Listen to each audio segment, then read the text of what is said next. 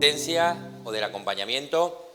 Las habilidades básicas son la escucha activa empática, la concreción, especificación y orientación, la confrontación, discrepancia, implicación, respeto a su dignidad, pedir permiso siempre, dar apoyo y demostrar confianza, autenticidad, congruencia y sinceridad. Es decir, estos son 5 habilidades básicas que sustentan los 5 principios que hemos visto antes, ¿no? Intuitivamente verán la escucha activa, empática, pues es saber escuchar con atención, que no es fácil, y esto hay que practicarlo y hay que tener un interés y digamos de alguna manera acallar la voz interior nuestra y centrar toda la atención en el paciente, en el enfermo. Esto nos cuesta siempre, toda la vida, porque por una cuestión también neurológica, es decir, nuestro cerebro tiene más capacidad para percibir palabras que para procesarlas.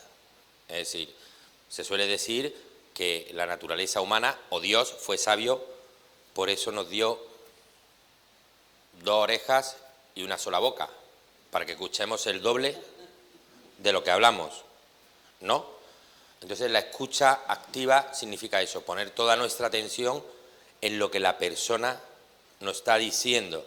Muchas veces el enemigo de la escucha activa son las prisas, son las tareas que tenemos que hacer, entonces hay que recuperar la silla. Cuando hay muchas veces que nos pillan en el pasillo del hospital, o en el momento de salir, o en el momento de entrar. Entonces es muy importante que ahí tengamos la suficiente fortaleza para darle ese momento, su espacio, y decir, no, vamos a retirarnos aquí, vamos a sentarnos, cuéntame, ¿no? Ya solamente con eso estamos haciendo escucha activa. No es lo mismo que en el pasillo de un hospital o de cualquier otro sitio, pues estemos escuchando algo que la persona quiere, para ella es importante. A lo mejor para nosotros es irrelevante, ¿no? Pero para la persona necesita sentirse escuchada. La escucha ya cura, ¿no?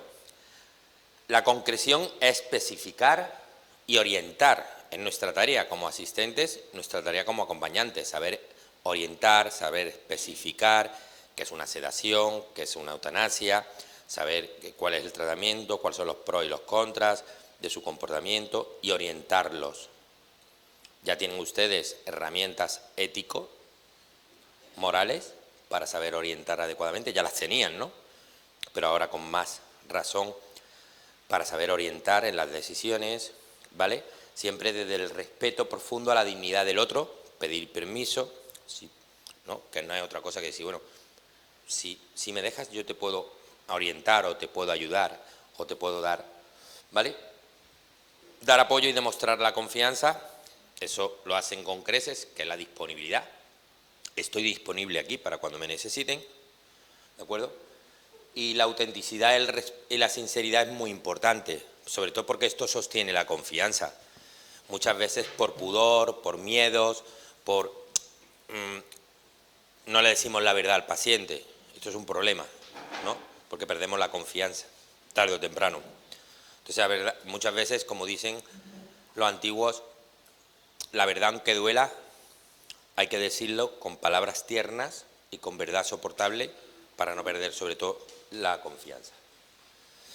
Las 5 principales técnicas más concretas son preguntas abiertas, la escucha reflexiva, la reformulación, la reestructuración positiva, favorecer frases de automotivación. Esto más o menos, aunque son palabras técnicas, pero realmente es lo que yo más o menos le he intentado transmitir. Es decir, preguntas abiertas tú no le vas a preguntar, ¿pero usted cree que sus hijos le quieren? Eso es una pregunta cerrada, ¿sí o no? Si yo quiero hacer la misma pregunta de manera abierta, pues le pregunto, ¿por qué a veces usted piensa que sus hijos no le quieren? Eso es una pregunta abierta, ¿no? Porque doy posibilidad para que él exprese, pues mira, yo creo que no me quieren porque no se hacen mucho cargo de mí, porque no me cuidan, porque no sé qué, porque no están pendientes, ¿me entienden? Entonces eso también es una técnica que nos ayudan con una escucha reflexiva. La escucha reflexiva va unida a la reformulación, que es el feedback. Entonces usted me está diciendo que cree que sus hijos no le quieren porque no vienen a visitarlo lo que usted desea, ¿no? ¿Eso es lo que usted me quiere decir? No, hombre, yo no quiero decir eso. Eso es la reformulación. Entonces, ese es el diálogo empático. Y él especifica. No, yo sé que ellos están muy... ¿Ves? Ya entra ahí la misericordia. Yo sé que ellos están muy ocupados, tienen su familia, pero a mí me gustaría pues tenerlos más presentes, pero también respetar su lugar, su espacio, la familia. ¿Ves? Ya estamos haciendo sanación sin darnos cuenta. En un diálogo abierto, reflexivo, reformulativo. La reestructuración positiva muchas veces es invitarlo. Quizás si usted piensa de otra manera, le ayudará a llevarlo mejor. Porque claro, lo que yo estoy observando es que cuando sus hijos vienen a visitarlo, usted como está enfadado toda la semana porque no han venido a verlo, pues está con el ceño fruncido. Y a lo mejor si se lo toma de otra manera y aprovecha ese único momento que vienen para disfrutar de ellos, que es lo que en el fondo su corazón quiere, a lo mejor sale ganando. ¿Ven? Cómo hemos convertido una situación aparentemente conflictiva en una solución. Y favorecer las frases de automotivación. Usted es un buen padre, usted sabe que los quiere por encima de todo, aunque a veces pues tenga ese capricho de que estén todos los días aquí, pero usted sigue siendo un buen padre, usted sigue automotivarlo, ¿no? He puesto ese ejemplo, pero se puede hacer también, usted lo está haciendo muy bien con la enfermedad, lo está asumiendo muy bien, está siendo fuerte, está aguantando los tratamientos, está aguantando el dolor para no medicarse mucho. Esas son frases de automotivación también. ¿De acuerdo? Bien. Me van a permitir que pase esto, ¿vale? Porque esto ya es detenernos más en las habilidades técnicas. Saber escuchar es más que tener la capacidad de oír las palabras de los demás. Es principalmente poseer la capacidad de dejar de oír nuestras propias palabras, nuestro diálogo interior, ¿no? A esto es a lo que me refería, que era el primer enemigo de la escucha activa o de la empatía. ¿Cuántas veces, y si no, autoobsérvense un poquito, ¿no? ¿Cuántas veces ustedes están escuchando a un enfermo, a un paciente, a un familiar, pero al mismo tiempo están pensando, bueno, me ha dicho la madre que cuando salga me pase por el supermercado y compre huevos, ¿no? Estás pensando eso mientras estás escuchando, ¿verdad? Porque el cerebro tiene esa capacidad.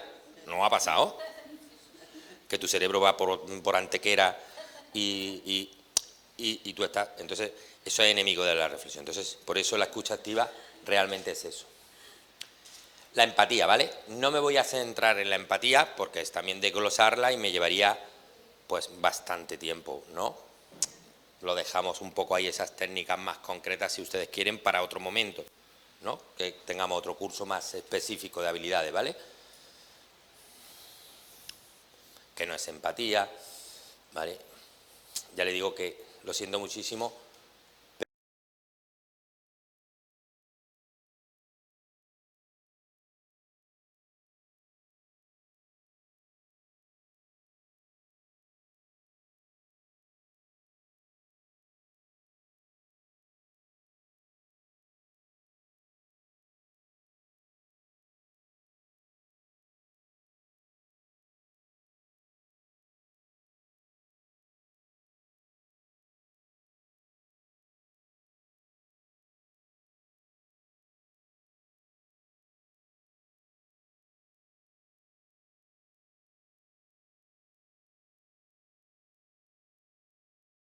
Pero,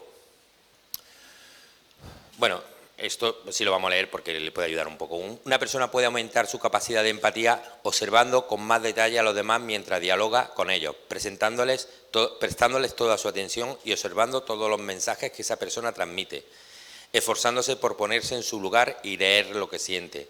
Si mientras escuchas a alguien estás más pendiente de tus propias palabras, de las que dirás después, de lo que hay a tu alrededor o de ciertas preocupaciones que rondan tu mente, tu capacidad para leer a la otra persona no será muy alta. Esto es lo que trato de explicar porque muchas veces, eso me pasa a mí, a todos nos pasa porque somos así los seres humanos, ¿no? Alguien te está preguntando algo y tú no lo estás escuchando. Tú estás viendo a ver qué respuesta le das, desde la fe, desde la convicción, desde darle una solución. Tu mente está pensando eso. Y entonces, claro, se te pasa desapercibido que cuando ha dicho mi mujer ha brotado una lágrima. Y tú estás pensando en la respuesta que le va a dar. Porque él te está diciendo, me preocupa mi mujer porque cuando yo no esté, como siempre he estado cuidando... Bueno, usted no se preocupe, que ya verá cómo su mujer se adapta. No sé. Y la lágrima se me ha olvidado. Entonces, es una oportunidad, el lenguaje no verbal, para abrir canales. ¿Por qué le emociona cuando habla de su mujer? Claro, le dices eso y ya se te pone a llorar. Eso es magia, eso es sanación, necesita llorar. Muchas veces yo en la consulta provoco el llanto. Cuando te acostumbras es fácil hacer llorar al otro, porque ellos te dan señales. Y llorar es muy sano, ¿eh? Desbloquea las emociones y abre el espíritu, ¿eh? Bien. Escuchar con empatía, ¿vale? Lo siento muchísimo, me da mucho culpabilidad, pero todo esto, ¿ven cómo mi ambición era demasiado?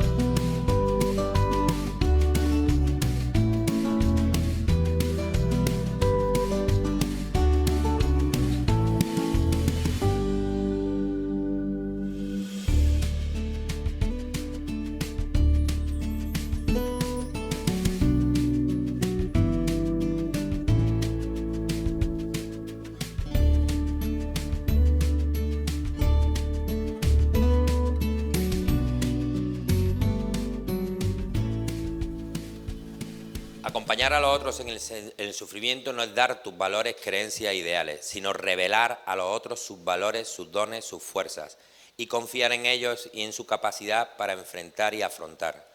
Por eso es tan importante acercarse a las personas en su deterioro y pequeñez y vulnerabilidad suavemente, tan suavemente y no forzándote a ti mismo sobre ellos, sino aceptándolos tal como son, con humildad, respeto y compasión. Yo cada vez que leo de esta transparencia, insisto, me acuerdo mucho de la figura de Jesucristo como hombre y cómo Él se acercaba a los pecadores, cómo Él se acercaba a los pobres, ¿no? Y se acercaba con esta actitud, creo, se acercaba con una actitud donde acompañaba en el sufrimiento y no te voy a dar mis creencias ni te voy a cuestionar lo que estás haciendo y algo más importante que yo creo que es la teología de la evangelización, la capacidad que tenemos de que el otro revele, el segundo párrafo, revelar a los otros sus valores, sus dones y sus fuerzas y sus creencias, ¿no? Que están en su interior de manera latente. La teología de la evangelización nos lleva a eso, a despertar ese anhelo del evangelio, ¿no?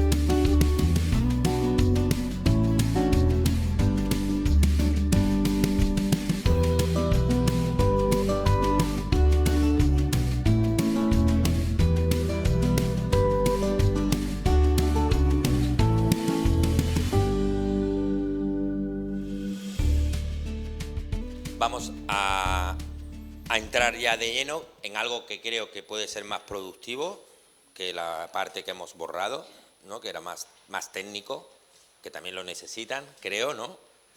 Como me están mirando con una cara. Pero bueno, ya buscaremos el momento de verlo más detenidamente, porque eso es que me hubiera hecho perderme esta parte, que sí es verdad que la he hecho mucho cariño para vosotros, ¿no? El acompañamiento espiritual y religioso. Primero, ¿qué es la dimensión espiritual? Como ya he dicho en varias ocasiones, la dimensión espiritual son las creencias, los valores y los ideales, ¿vale? Que tiene cualquier persona. A la espiritualidad se llega desde la experiencia personal y a través de una conexión interior con el ámbito interno. Por eso nuestra tarea de acompañamiento espiritual es despertar ese anhelo interno o aprovechar el despierte para que pueda tener ese encuentro. Se trata de una experiencia mucho más personal e íntima que puede ser expresada en una religiosidad o no. La falta de guía y apoyo espiritual es una fuente adicional de sufrimiento en el enfermo. La religión abarca lo espiritual, pero no lo agota, ¿vale? La religión es una manera de manifestar nuestra espiritualidad y nosotros, como os dije el primer día, digamos, para que ustedes se queden con esa idea del concepto antropológico de dimensión espiritual del ser humano, la espiritualidad es aquello que hace preguntas, grandes preguntas, y la religión es aquello que da buenas respuestas a esas preguntas, ¿no? Es una condición óntica propia del humano y nuestra espiritualidad religiosa nos debe guiar el camino para no derivar en los nuevos ensimismamientos de la psique, que son las nuevas, digamos, religiosidades que no cubren el anhelo del alma ni espiritual, sino que son sucedáneos de lo que puede ser lo religioso. Porque religioso etimológicamente viene de religarse, tener relación con un tú superior al mí, con Dios. La falta de reconocimiento de esta dimensión espiritual, tanto en el enfermo como en su familia, lleva a un sufrimiento adicional en un contexto de enfermedad, sobre todo una enfermedad terminal, una fragmentación interna, potenciándose así el dolor, la desesperación, la angustia, la soledad y sobre todo el miedo a la muerte. Es responsabilidad de todo sanitario, no solamente de los agentes de pastoral y de los acompañantes, pero ustedes en su encuentro y en sus asistencias, de la atención en la dimensión espiritual como eje principal del sufrimiento humano. La medicina ya no contiene ni satisface la integridad de la persona enferma. Planteamos un conocimiento más abarcativo, esto lo dice la Organización Mundial de la Salud, no lo estamos diciendo los religiosos. Planteamiento de un conocimiento más abarcativo de la esfera de lo biopsicosocial. Evolucionar hacia un enfoque de la persona biopsicosocial espiritual, que es como se entiende. Sin espiritualidad es imposible humanizar el contexto de la enfermedad. ¿De acuerdo? Objetivo del acompañamiento espiritual: encontrar sentido y significado a la vida, la reconciliación, expresión de reconciliación y gratitud,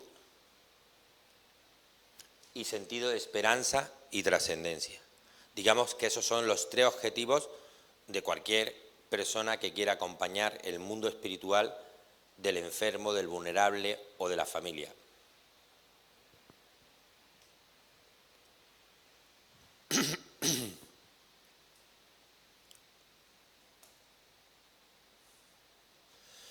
Es un imperativo ético para todos los que acompañamos durante los procesos de enfermedad, si queremos humanizarla, y la compasión por el que sufre una pérdida, el acompañamiento hasta el final, es la radical manera de humanizar desde la perspectiva evangelizadora de la pastoral de la salud. Nada es más propio del cristiano que la compasión por la vulnerabilidad humana. Realmente esa es la figura de Cristo. Mi amor por los pobres y los vulnerables. Y la enfermedad insertada en la vida representa el momento más alto del sufrimiento y a su vez la oportunidad de sanarse espiritualmente, porque nos reconcilia con la vida, la muerte y la trascendencia y la reconciliación con Dios. Tanto en creyentes como en no creyentes, el anhelo espiritual reside en su interior. Acompañar espiritualmente quiere decir restaurar, despertar y dar luz a este anhelo. Muchas veces habrán encontrado ustedes, entiendo, ¿no?, pacientes en los cuales tenemos que restaurar ese anhelo espiritual porque ha quedado maltrecho por una mala experiencia, ¿verdad? Gente que te dice, yo no creo en la iglesia, ni en los curas, ni en las monjas, porque estuve en un colegio con monjas que me trataron muy mal y se aprovechaban de mí y cuando hacía algo malo me pegaban, ¿no? Eso lo he escuchado muchas veces yo, ¿no?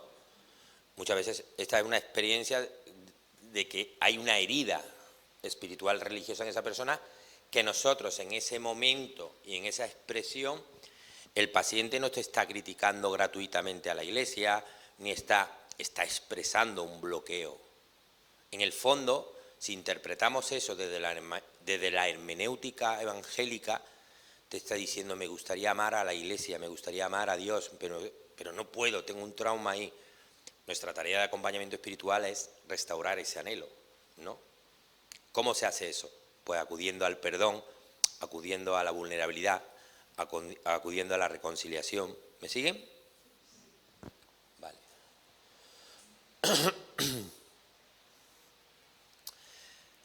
El acompañamiento espiritual está basado, por lo tanto, sabiendo eso, en dos actitudes. El absoluto respeto al camino de la propia persona o la no directividad. Esto muchas veces es difícil y en las misiones evangélicas siempre nos ha costado trabajo no ser directivos, pero es posible, ¿no?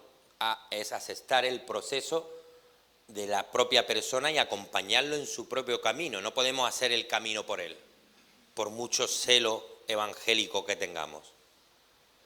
La actitud de interrogación y de escucha es una gran actitud para posibilitar, restaurar ese anhelo espiritual. Así como la religión pretende dar buenas respuestas, la espiritualidad tiene que ver más con ayudar a que la persona formule buenas preguntas y dejar el espacio para que ella misma busque sus respuestas. Y ahí es donde entramos nosotros, ahí es donde entran ustedes, con su vocación, con su consagración, con su disponibilidad, con su esfuerzo, con su sacrificio y con su amor. Ahí es donde entramos. Cuando a una persona le permitimos ese espacio y se hace esas grandes preguntas, va a mirar y buscar respuestas. Y si nos ven a nosotras, a lo mejor encuentran la respuesta en nosotras, en nuestro comportamiento, en nuestra presencia, en nuestra asistencia, en nuestra disponibilidad, porque es algo fuera del mundo. Dicen, ¿qué droga toma esta monja para que sea diferente a todos los demás? Si me permiten la expresión. Ya no se le va a olvidar lo que ha dicho el psicólogo, ¿verdad? ¿Qué droga? Pues la droga nuestra es Cristo y el Evangelio, ¿vale? Y eso impacta en el otro, inevitablemente. Y más si está en estado de hacerse preguntas espirituales. Así que vuestra presencia es un símbolo. Se trata, en definitiva, de captar la dimensión interior, sagrada de la persona, considerar su mundo interior con respeto e identificar los aspectos que pueden dar sentido a su vida en los momentos que se presenta la enfermedad, la adversidad o incluso la muerte. Un sentido que tiene que estar marcado por la trascendencia. Cuando nos acercamos al mundo de la enfermedad a través del respeto, de la comprensión, de la aceptación, del ejemplo, de la ternura, de la alegría, se salta la ley de la compasión y de la solidaridad inscrita en la naturaleza humana, y su acto lo eleva como parámetro universal de amor al prójimo, que es un parámetro que le llamamos universal, pero es un parámetro cristiano. Amar al prójimo. Son tiempos de organización desorientada, de tecnificación desvinculada, de sostenibilidad desordenada, de gestión deshumanizada y de ética desmoralizada. Pero nada debe quitarnos a cada una de nosotras nuestra virtud espiritual de la compasión por la vulnerabilidad humana. El encuentro compasivo nos permite pararnos al lado del sufrimiento, escucharlo y abrazarlo. Ese es el reto del siglo XXI. Un siglo XXI donde yo decía, no gastéis mucha energía en la tecnificación, en la sedación, en todas estas cosas de la eutanasia. Ellos siguen su camino, no le demos más protagonismo. Vamos a seguir nosotros nuestro camino con nuestro ejemplo, con nuestra presencia y con nuestra compasión, que es acompañar al que sufre, al vulnerable, hacia ese espacio de trascendencia de la propia vida y de la propia muerte. Eso es hacer pastoral, eso es evangelio, eso es evangelizar, sin eufemismo, ¿eh? Perfecto. El encuentro sanador de la enfermedad. ¿Qué es el encuentro sanador? Pues lo que yo defiendo vehementemente, aquí y en todos sitios, es que un encuentro de ustedes, una velá de ustedes con el enfermo y la familia, de por sí ya tiene un poder sanador. en ese vulnerable. El encuentro de por sí puede proporcionar el mayor consuelo a la más profunda desesperanza. Los encuentros son capaces de despertar las emociones más poderosas e incitar a todas las acciones posibles, sobre todo espirituales, de conversión, de transformación, de reconocimiento, de vulnerabilidad y de deseo, de esperanza. ¿Cómo se hace eso? ¿Y para qué? Transformar al otro nos transforma también a nosotros. Se escuchan sentimientos, no solo palabras. Aprendemos de la experiencia propia del enfermo. Clarificamos ideas, expectativas e incertidumbres con ese encuentro sanador. Estamos junto a él y centrados en el enfermo. Es una relación de dos personas, de dos humanos, que se sienten ambos vulnerables, ¿no? En este caso él es el enfermo y yo soy el acompañante, pero es un encuentro sanador que tiene que ser de persona a persona. Abrazar, llorar y sonreír al sufrimiento. Ganamos en humildad, calidad y calidez. Y hacemos un acompañamiento compasivo ante el sufrimiento. Ustedes tienen que pensar que muchas veces o en muchas ocasiones el encuentro sanador consiste en llorarlo o en sonreírlo, no es incompatible, ¿no? Y eso es un encuentro sanador, porque lo hacemos humano, porque lo hacemos evangélico, porque lo aceptamos insertado en la vida, en la vulnerabilidad humana, en los finitos que somos, en la necesidad, en esa relación ontológica, como dicen los filósofos, de que somos seres menesterosos. Necesitamos de un tú en mayúscula, que nos dé respuesta, que nos dé vida, que nos dé sentido. Y eso lo hacemos creando una relación de encuentro sanador centrado en el enfermo, en su proceso y en su acompañamiento desde la compasión al sufrimiento. Eso nos hace ser testimonios silenciosos de nuestra fe compartida en la vulnerabilidad y en el sufrimiento. Eso nos hace tener una ética solidaria y de hospitalidad, de acoger a todo el mundo. Eso nos hace pararnos con disponibilidad ante el sufrimiento. Eso nos hace actualizar el amor de Cristo y de su Iglesia en el siglo XXI. Eso es el parámetro universal del amor al prójimo de Cristo. Cumplimos la misión evangélica ante el sufrimiento que tiene la Iglesia encomendada y que ustedes son sus brazos, sus manos y sus piernas. Creamos un escenario de encuentro con Dios. Con nuestro encuentro sanador, nosotros estamos creando para el enfermo y la familia un encuentro sanador, un encuentro con Dios, porque nosotros representamos a la Iglesia y representamos nuestra fe en Dios, para crecer en la fe y abrirse a la trascendencia. La compasión, en el fondo, acompañar al enfermo, velar al enfermo, esforzarnos por el enfermo, por respetarlo en su integridad sagrada de familia, de persona, desde la compasión es realmente una radical evangelización. Es ser radicales con la buena nueva, con la evangelización. Las fuerzas sanadoras que poseen los encuentros guiados por los valores iluminados por el Espíritu Santo harán que se exprese la fe que ayuda a interpretar la propia existencia en el dolor y el sufrimiento de la vida y se tenga esperanza en la vulnerabilidad que se abre a la gracia de la trascendencia. Esto, que para muchos parece magia, no es magia, esto lo posibilita un encuentro sanador. Y yo estoy seguro de que si yo abro el micro a ustedes habrán tenido muchas experiencias de este tipo sin haberlo esperado y de imprevisto. De qué manera el Espíritu Santo, cuando hay este tipo de encuentros sanadores desde la fe y vuestra presencia y vuestro comportamiento desde la compasión radical, se dan esta apertura a la trascendencia, a la esperanza y a la transformación de una fe más madura o menos madura que tenga el doliente o que tenga el enfermo, ¿verdad? Supongo que habrán tenido muchas experiencias así, ¿no? Pues eso es el encuentro sanador. Bien, como voy muy rápido, sale un stop, ¿no? Es el momento de plantearnos, todos nosotros, yo incluido, todas vosotras, ¿a qué se parecen los encuentros que venimos realizando? Las asistencias, ¿a qué se parecen? taponamos las emociones, las hemos bloqueado, o bien conseguimos no coartarlas y dar espacio para su expresión. ¿Qué hacemos? ¿Hemos reparado en los sentimientos que hay debajo de la emoción o actitud expresada? La rabia, la irritabilidad, cuando critican a Dios, cuando culpan a Dios, ¿qué hay debajo? ¿Hemos actuado como expertos y sencillamente le hemos dicho lo que tienen que hacer? ¿No hemos convertido en consejeros o pseudopsicólogos en nuestro encuentro sanador? ¿Nos hemos limitado a dar consejos sin antes escuchar, comprender, aceptar, no enjuiciar y respetar el proceso del otro? ¿Nos inquietan sus preguntas ante el desgarro del dolor y huimos de ellas con una frase hecha? ¿Damos por respuesta frases hechas dogmáticas y valorativas? ¿Nos apresuramos por soltar moralina y hacer proselitismo?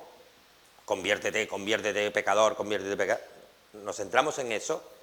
¿Permitimos conectar al enfermo consigo mismo, con su conciencia, con sus creencias y con sus esperanzas? ¿Lo permitimos? ¿Estamos presentes como testimonios silenciosos de su dolor, facilitando y validando su búsqueda de trascendencia? ¿Estamos con respeto en la zona sagrada de la persona? En estos matices es donde está la clave para que el encuentro con el enfermo sea sanador, espiritualmente hablando.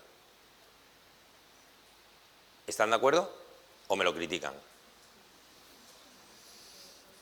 Ahí es donde en esos matices. Esa reflexión, son muchas preguntas, ¿verdad? Pero bueno, son preguntas que han quedado ahí por alguna parte del cerebro. La han escuchado, el cerebro se lo queda todo, y las neuronas especulares se lo quedan todo. Así que eso va a dar su fruto seguro, en unos días, seguro. Acompañar a los otros, eso ya lo hemos visto. Acompañar de la compasión es difícil porque requiere la disposición interna de ir con los otros allí donde se sienten débiles, vulnerables, solos y deshumanizados y rotos. Pero esta no es nuestra respuesta espontánea al sufrimiento. Lo que más deseamos es apartar el sufrimiento huyendo de él, buscando una solución rápida. Como profesionales ocupados, activos, relevantes, queremos ganarnos el pan haciendo una contribución real. Esto quiere decir que lo primero y más importante es hacer algo que muestre que nuestra presencia marca la diferencia. Y así ignoramos nuestro mayor poder en el encuentro sanador, nuestro mayor don, que es la habilidad de entrar con compasión en el dolor de los que sufren. Por eso digo, no nos centremos en salvar, en dar soluciones, sino centrémonos en lo realmente importante, en el espíritu de trascendencia y, si quieren, en la salvación eterna, pero no en dar respuesta. Muchas veces habrá muchas ocasiones, y esto me ha pasado a mí infinitas veces, que no tengo respuesta. O mejor dicho, que la mejor respuesta es el silencio. Respetuoso, acompañando al otro. A ese lugar en el donde nadie quiere estar, porque es dolor, porque es desgarro, porque es sufrimiento, y hay casos muy dramáticos, ¿no? Bien. Bueno, ese era el libro. La muerte, por lo tanto, no es la peor de las tragedias. Eso lo vimos ayer. La peor de las tragedias es la despersonalización, morir aislado, separado del alimento espiritual que da el contacto de una mano amorosa en un encuentro sanador. Y esa es nuestra misión. Nuestra misión es ser encuentros sanadores de Cristo realmente. En el mundo de la enfermedad, en el mundo de los vulnerables.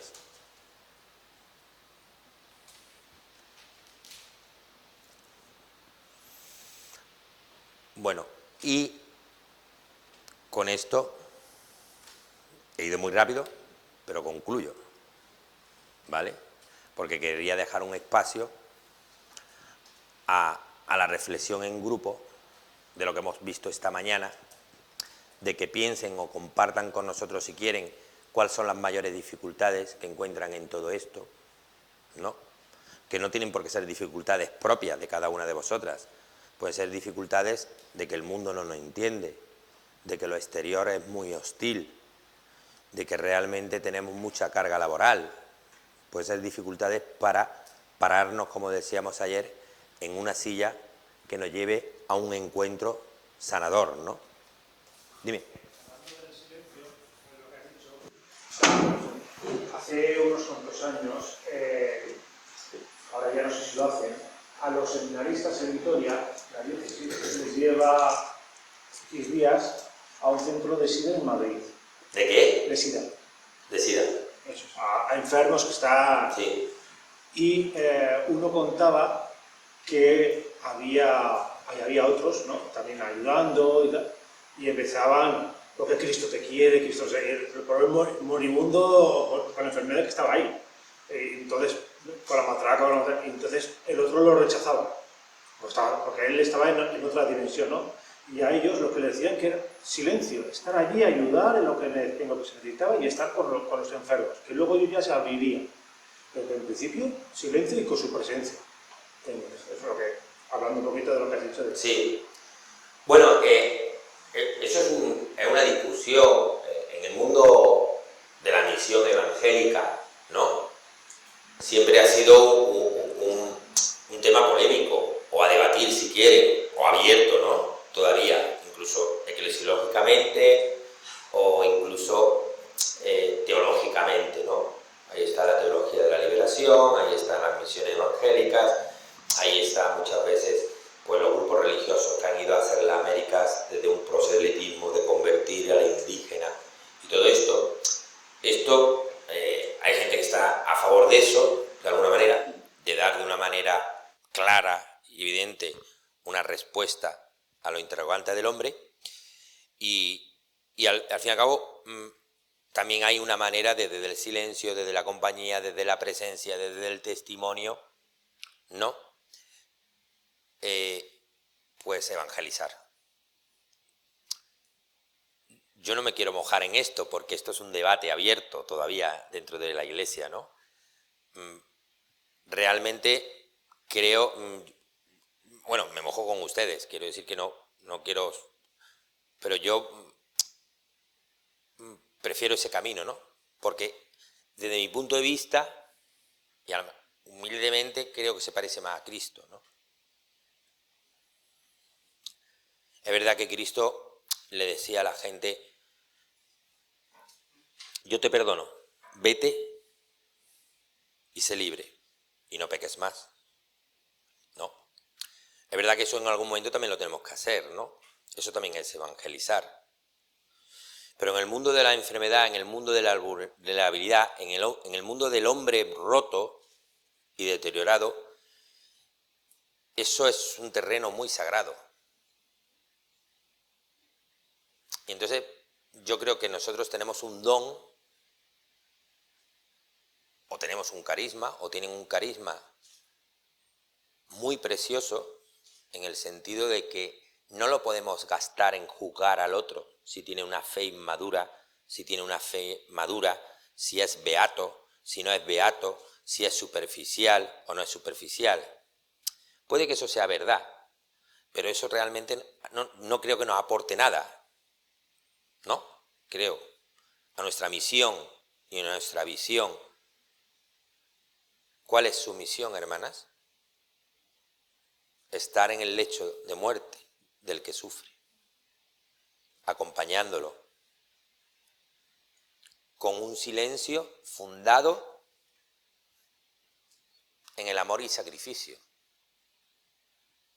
Para mí no hay nada más potente que eso. Para abrir los corazones y para abrir el espíritu. Yo quisiera eso en mi lecho de muerte. Por eso estoy intentándome conquistarme a la sierva de Jesús. Para cuando yo esté moribundo, por lo menos me manden a una. ¿No? ¿O eso es muy egoísta? No. Yo eso lo quisiera. ¿No? Yo no quiero entrar en ese debate porque es pantanoso, pero bueno, yo soy muy defensor de que el testimonio silencioso abre muchos corazones, abre mucho espíritu y no invadimos de repente al otro. Sobre todo en una población que no vamos a meternos a analizar las causas, pero en una población que de repente de ser una Europa católica, apostólica, romana, ha pasado a ser una Europa en contra de todo lo religioso, de la cruz, de los, ¿sabes? Es como el niño pequeño que se rebela y quiere crecer y tengo que huir de lo que era antes en la infancia, ¿no? Ahora soy adolescente y por eso dicen que los adolescentes son rebeldes, porque yo para buscar mi propia identidad me separo de la que me la ha dado. Y como me lo ha dado la Iglesia y me lo ha dado el humanismo cristiano y me lo ha dado la ética cristiana, pues la rechazo. Creo que ese es el análisis del contexto que hay fuera, ¿no? Y en el fondo tienen un rechazo. Si nosotros encima nos presentamos con proselitismo y pecador o con mensajes de otra época, que a lo mejor eran necesarios en otra época, pues al final vamos a crear más rechazo o vamos a alimentar el monstruo del rechazo, ¿no? Sin embargo, si nosotros nos presentamos desde nuestra fortaleza, desde nuestro carisma, desde nuestro acompañamiento, desde nuestra compasión, desde nuestro amor y sacrificio, ahí no hay contraargumento a eso.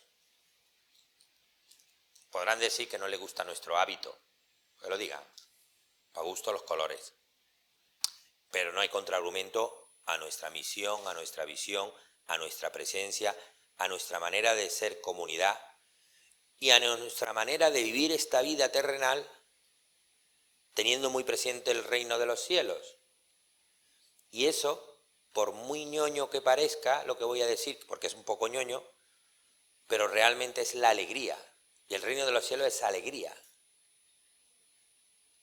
Por eso yo el primer día, sin conocerla mucho, le dije aquella frase que me decía a mí mi director espiritual, que decía, oye, Juan de, un cura triste es un triste cura. Una monja triste es una triste monja, porque no está insuflada por el reino de los cielos. Y una persona que tenga a Cristo dentro brota en alegría. ¿No? Creo que debe ser así, ¿no? Creo, porque si no, al final, ¿no? Es como el chiste muchas veces que han hecho muchas veces en un cómic, ¿no? No sé, un cómic que ven a los cristianos todos serios, tristes, haciendo sacrificios, y dicen, bueno, yo prefiero no conocer a Cristo, ¿eh? Yo no, porque si Cristo te da eso, yo prefiero no conocerlo. Esto, aunque sea un chiste malo de periódico, pero nos ayuda también a reflexionar. Es decir, si nosotros estamos traspasadas por la fe y por el amor y por la compasión y por el sacrificio, eso realmente nos hace vibrar y vibramos en el ambiente.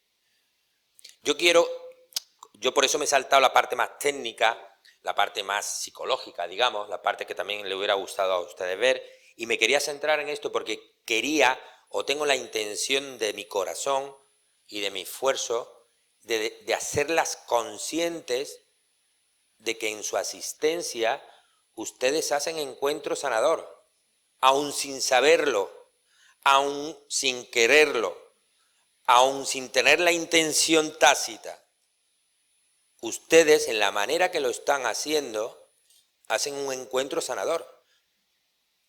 Y lo maravilloso muchas veces de eso es que a lo mejor no hemos sido ni conscientes. Cumplimos con nuestro deber y con las reglas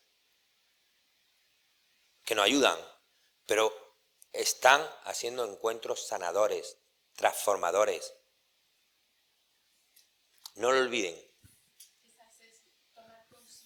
Tomar conciencia de eso. El carisma es sanador. Creo que tú lo que has explicado aquí es todo lo que yo la familia ahí, eso es lo que nos ha, ese es nuestro carisma. Claro. Todas esas actitudes, todo lo que tú has dicho, y quizás es darnos cuenta, hermana, que ese es nuestro carisma, que lo tenemos que vibrar por eso, y que estos encuentros realmente nos ayudan a dar vida desde nuestra sencillez, de lo que somos, ¿no? No con grandes cosas, no con grandes desde lo que tenemos, de lo que somos, es pues transmitir esa alegría, a veces una mirada, los gestos, yo pienso que a mí, desde luego, lo digo así, lo digo muchas veces, que nuestro carisma cada día me enamora más, porque es actual, es lo que el mundo necesita hoy. Nosotros tenemos el gozo de poder tener lo frágil, lo débil, de gozar con esto, que es nuestro carisma. Entonces, estas cosas pues nos convenzan de que estamos haciendo nuestro apostolado, asistencia, donde está la residencia de ancianos, donde estamos, los sanatorios, todo lo que estamos haciendo, estamos sanando, ¿no? Entonces tenemos que analizar el cómo, ¿no? Entonces hay que detenernos, esa pregunta que sale, Claro. con mucha prisa, yo tenemos que detenernos un poquito más en que lo que estoy tocando es tierra sagrada. Exacto. Y yo soy muy defensor de que muchas veces una manera de pararnos para repararnos, ¿no? Que sería la gran definición de Ignacio de Loyola de sus ejercicios espirituales, ¿no? Que supongo que todos lo habrán hecho, ¿no? Es decir, pararnos para repararnos. Realmente una ayuda muy grande para nuestro cerebro, para nuestra parte humana, para nuestra parte vulnerable, es ser conscientes fehacientemente, que viene de la palabra fe, ser conscientes de que nuestra asistencia, de que nuestra velada, de que nuestros encuentros son sanadores. Por eso el interés de saltarme la otra parte, que es más técnica, por así decirlo, para llevarle a ustedes a esa toma de conciencia, porque sé que le van a ayudar mucho. Sean conscientes de que su encuentro es sanador. Desde el primer día usted nos habló de algo que a mí me gustó mucho. Bueno, dos cosas. Por ejemplo, el entusiasmo y la alegría como características de la congregación. Y yo creo que el entusiasmo, por propia experiencia, puedo decir que como que es la base. Si yo tengo entusiasmo porque los pacientes vibren con esto, con esta fe, con esto que yo quiero acercarle a Dios, que quiero que tenga paz, que muera pues en esa paz que yo quisiera morir también y todo eso.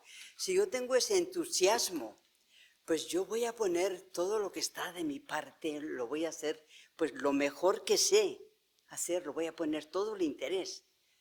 Entonces yo creo que eso es muy importante porque no solamente en esto, sino en todo lo que hacemos en nuestra vida, si tenemos entusiasmo, aun cuando nos parecen las cosas más difíciles y que todo está en nuestra contra, pero si ese entusiasmo no se apaga, las cosas se consiguen, se realizan como Dios quiere.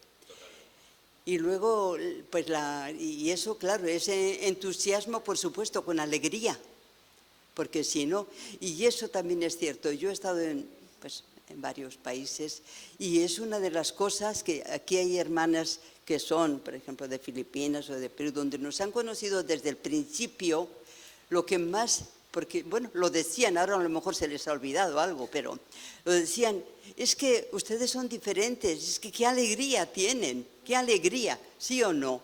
Las filipinas que nos conocieron al principio y en otros lugares, y esa alegría, la verdad que ha sido una característica y eso mismo, bueno, y cuando vemos que pues la gente vibra también y transmitimos esa alegría, pues a nosotros también nos da vida y nos da pues más fuerzas para seguir con esa alegría. Yo recuerdo el obispo de Naga cuando llegamos allá y bueno, no llevábamos más que año y medio en Filipinas, que no sabíamos ni tagalo ni inglés, y cuando llegamos y al año y medio ya estábamos abriendo una casa de formación. Decía que el obispo, Monseñor Legazpi, recuerdo que decía, yo no sé con qué fuerza vienen ustedes. Pues eso era, la fuerza era el entusiasmo que llevábamos de llevar la congregación, el carisma pues a todos los lugares, como nuestra Santa Madre quería ir por todo el mundo, llevando el amor misericordioso de Dios, y ella no pudo ir a todo el mundo, pero para eso dejó a sus hijas. Entonces nos sentíamos obligadas a hacerlo. Ella no pudo, pero aquí estamos, sus hijas.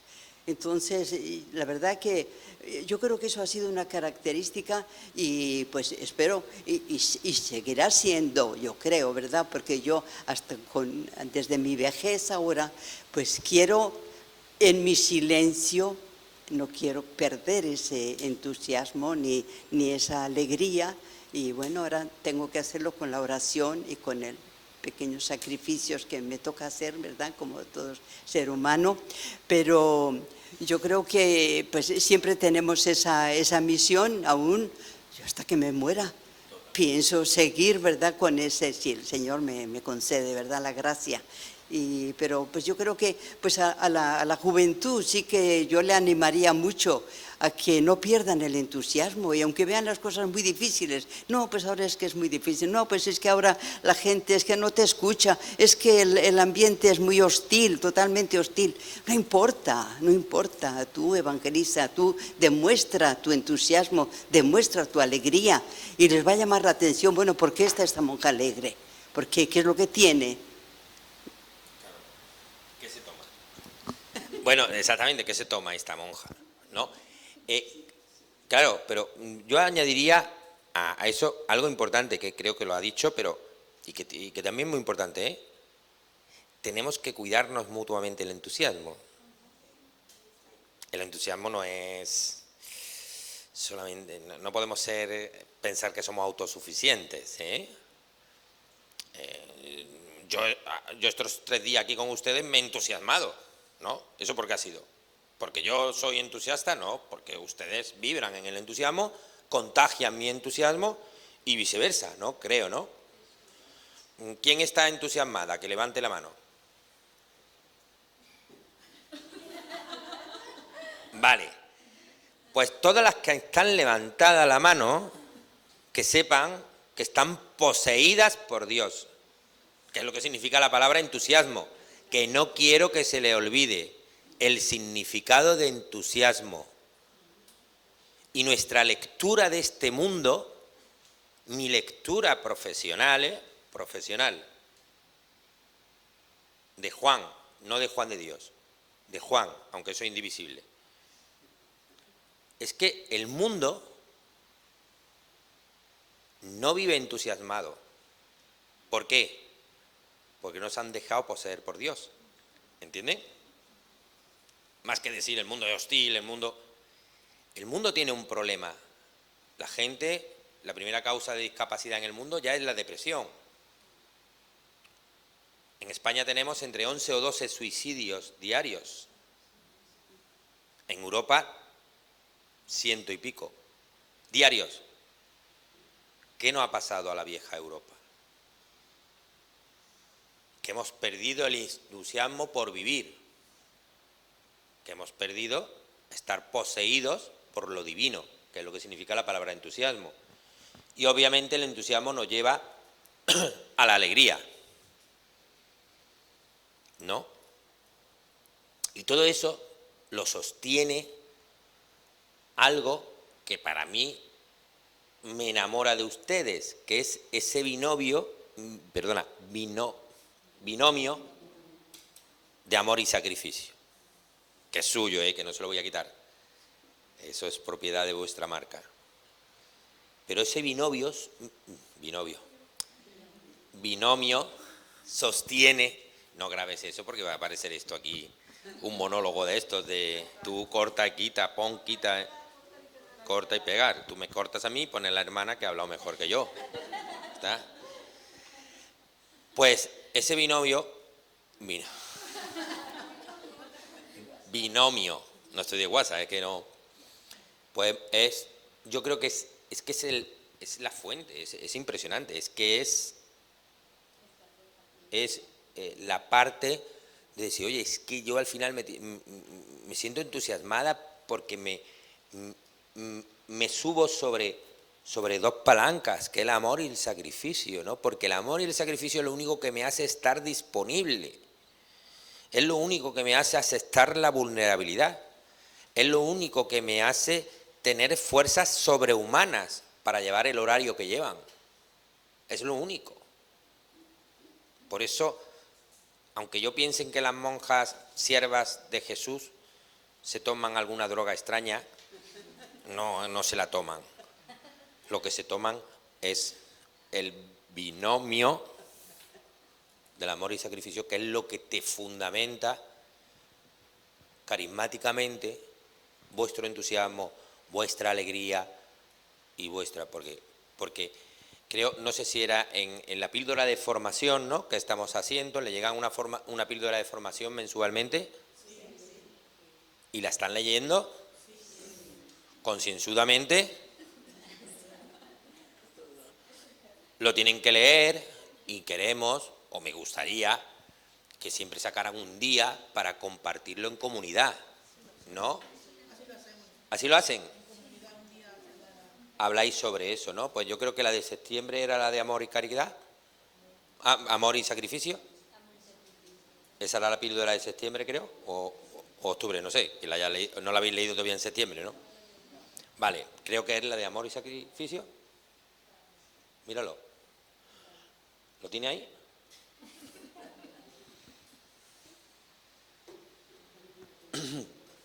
Bueno, mientras la hermana...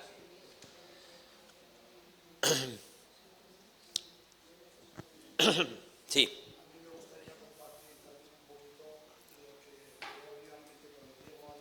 De este grupo que iba a Madrid a visitar a gente de SIDA, mejor dicho. A mí me ha venido también a la mente pues, el mundo tan vulnerable de los presos, el mundo que también conozco un poquito y en el que soy voluntario de la pastoral penitenciaria. Eso de la escucha, nosotros vamos cada domingo un grupo a Basauri a visitar a los presos y a hacer la Eucaristía con ellos. Y después de la Eucaristía o antes tenemos un momento de compartir con ellos y de escucha. Y la verdad es que cuando los escuchas, gente que está en la cárcel, gente que no tiene visitas, que los funcionarios los tienen por el cuello, la única noticias exteriores que tienen son las de la calle, son las nuestras, que vamos allí a compartir la palabra de Dios y la escucha. Y muchas veces, claro, no les preguntas los delitos que tienen ni nos interesa. Pero tú sabes, cuando se abren, les escuchas, que no tienen familia aquí, que no tienen visitas, que los únicos que los escuchamos somos nosotros, se te derrumba, cuántos se nos han puesto a llorar, y darte un abrazo y decir, gracias, porque somos lo único que tenemos aquí dentro de la cárcel. Y eso pues te conmueve, y dices, mira cómo se abren, lo que tú decías, cómo se abre el corazón a la gente que no nos conoce, que vamos una vez al mes. Porque realmente muchas veces hemos ignorado ese valor que tiene la escucha, ¿no? Y de saber escuchar desde el respeto, desde no el juicio, nos cuesta, eso es un trabajo realmente de amor y sacrificio, ¿no? De decir, oye, voy a escuchar al otro diferente a mí, el otro que piensa diferente a mí, el otro que tiene otras creencias diferente a mí. Voy a escuchar, ¿no? Y desde la escucha conseguimos mucho más cosas en todas las esferas de la vida, ¿eh? En la educación de los hijos, en la pareja, en un montón de cosas, que desde el hablar, ¿no? Desde el decir, hay tiempo para todo, pero escuchar nos facilita mucho una escucha reflexiva, que el encuentro sea muy sanador, que el otro se sienta escuchado, que el otro se interrogue. Es verdad que nosotros también tenemos una labor evangélica, ¿eh? Es decir, los agentes de pastoral, el instituto, es decir, nosotros escuchar no es el fin, es un medio. Sí, pero yo, Alfonso, esa idea quiero remarcarla. Es decir, yo soy muy defensor de la escucha, pero no es el fin. El fin es la evangelización. El fin es la evangelización en el sentido de la transformación del otro, ¿no? Y para eso hay que dar paso adelante, que la parte que yo me he saltado después de la escucha reflexiva, ¿no? de dar paso adelante hacia la confrontación, hacia la orientación, hacia la especificación, hacia el testimonio, hacia la respuesta entusiasta de una manera de vivir, para que el otro, después de sentirse escuchado, que tiene abierto el corazón y el espíritu, como medio, la escucha me sirve para eso, para que luego el otro se convierta, ¿no?, a una vida de entusiasmo como la mía, ¿no? Por eso decía la hermana que cuando llegaban a, ¿no ha dicho?, a África, a Filipinas, de repente un obispo allí que se llamaba Legazpi, ¿él se llamaba el obispo? No. Bueno, Legazpi, eso, pues Legazpi decía, bueno, qué fortaleza, ya tienen un centro de formación, ¿no? Pues al final realmente esos son los frutos, ¿no? Esos son los frutos reales del entusiasmo, ¿no? Porque es contagiador, ¿no? Eso es así. Claro, ese es el riesgo que nosotros vamos a correr en el 2025 cuando hagamos un congreso aquí en Bilbao. Si vamos a crear una revolución en España y tenemos que estar preparadas y preparados, todas, ¿eh? ¿No, madre? Bueno, ¿algo más que quieran comentarme? Pues yo pienso una cosa, que hablábamos también el otro día cuando veías el comedor abajo, los desayunos, ¿no? Decías, en definitiva, pues todas las congregaciones van a lo mismo o algo por el estilo, ¿no? O coinciden en algo, ¿no? Yo pienso lo importante que es enamorarnos del don que hemos recibido, de nuestro carisma. Enamorarnos, porque de ahí parte todo. Si cada carisma tiene una peculiaridad distinta y específica. Ejemplo, los jesuitas, por carisma, tienen ese don de discernimiento. Y lo tienen casi todos, por no decir todos, yo creo que todos. Que luego lo lleven a mejor o lo practiquen o no, eso ya depende de cada persona, ¿no? Pero nosotras, por nuestro carisma, tenemos este carisma de sanador, sanar. Y en todo lo que hagamos es el carisma que lo llevamos dentro en el alma, que es sanar a la otra persona que está a nuestro lado. Y de esto, si nos enamoramos de verdad, esto es un potencial impresionante en nosotras, porque lo llevamos por carisma. No es que tengamos que hacer nada específico y distinto y raro, sino es lo que sale ya de nuestra alma y de nuestro corazón porque está dentro de nosotros. Y luego la frase nuestra, amor y sacrificio. El único y verdadero amor conlleva siempre sacrificio, siempre.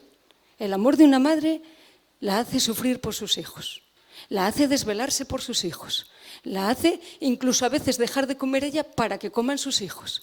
Y esto es amor. El amor de la sierva de Jesús, que vivimos de verdad, este don, este carisma, esta autenticidad, nos tiene que hacer llegar al otro olvidando de nuestro yo para acercarnos a la otra persona que sufre, a lo vulnerable, a la comunidad, a los otros, a cualquiera que encontremos. Y esto es nuestro carisma. Así que estamos enamoradas de él. Entonces lo único que da sentido al amor es el sacrificio, porque tarde o temprano por amor tendremos que renunciar, y lo único que da sentido al sacrificio es que sea por amor. Por eso le llamamos binomio. No quiero soltar el micro sin insistir en esa idea que creo que puede ser continuación de esta experiencia de estos 3 días aquí. Las píldoras formativas que estamos haciendo entre todas cada mes, el objetivo que llevan es que lo compartamos en comunidad, que lo trabajemos, lo reflexionemos, lo veamos, nos cuestionemos cómo lo estamos identificando, lo hagamos comunidad. Es verdad que también nos sirve para nuestra formación continua, pero yo siempre defiendo que en los institutos, o incluso en todos los profesionales, sobre todo en el mundo que trabajen con seres humanos, tienen que tener una formación continua, ¿no? Y la formación continua es eso, ¿no? Lo que acaban de hacer ustedes con este cursillo, que sé que lo hacen casi todos los años, ¿no? Que tienen sus cursillos, y luego cada mes ir refrescando en sus comunidades para ser sabia de lo que hemos hablado aquí, ¿no? Porque de alguna manera hacen eso, ¿no? Eso es muy importante. Y que al final insistan mucho en la toma de conciencia de su encuentro sanador, ¿vale? Es decir, a lo mejor muchas veces ustedes como instituto, no lo sé, pero me han planteado, bueno, pues nosotras por nuestra labor, por vuestra misión, por vuestro oficio, es bueno que estudien enfermería, ¿no? O es bueno que... no lo sé. Bueno, es bueno, pero no es imprescindible. Quiero especificar. ¿No? ¿Me explico bien en eso? Exactamente. No es imprescindible decir que realmente para hacer un encuentro sanador no hace falta ser enfermera, ni psicólogo, ni médico, ni nada. Hay que tener buenos fundamentos de disponibilidad, de amor y sacrificio y de entusiasmo, porque vamos a acompañar en lo más sagrado del hombre, que es el hombre sufriente, ¿no? Yo creo que también, eso no me tocaría a mí decirlo, le tocaría decirlo más a un jesuita, ¿no? Pero yo creo que la pasión de Cristo representa un poco el ejemplo de dónde está lo sagrado, ¿no? En el sufrimiento, en la vulnerabilidad, en las injusticias, en los pobres, ¿no? Eso lo representa la pasión bastante bien, como una interpretación, si quieren, pastoral, ¿no? De alguna manera, ese amor con sacrificio, ¿no? Como la madre hace por su hijo, ¿no?